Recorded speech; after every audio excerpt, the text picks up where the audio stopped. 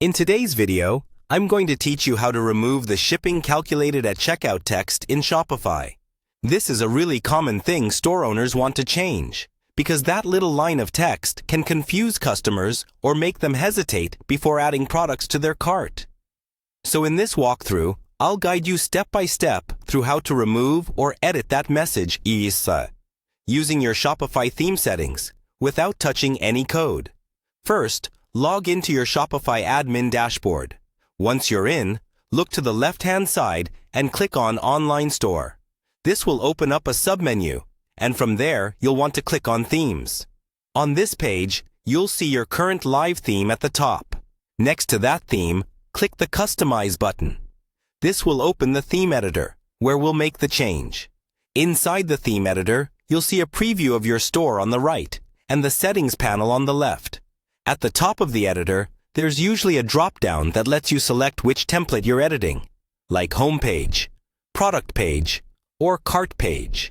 Because shipping calculated at checkout often appears near the product price or on the product page, we'll start there.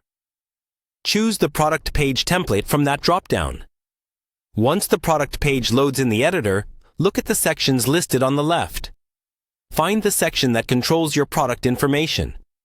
It might be called something like Product Information or Product Details. Click on that section to open its settings.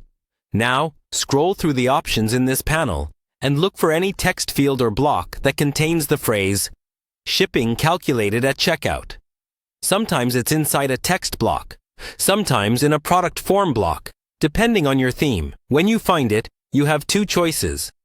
You can delete that text completely so it no longer shows, or you can replace it with something more specific, like shipping shown at next step, or free shipping on orders over your chosen amount, if that applies to your store. After you've made the change, look at the preview on the right and confirm that the message has been updated or removed. When you're happy with how it looks, click Save in the top right corner of the editor. Finally, visit your live product page in a separate browser tab.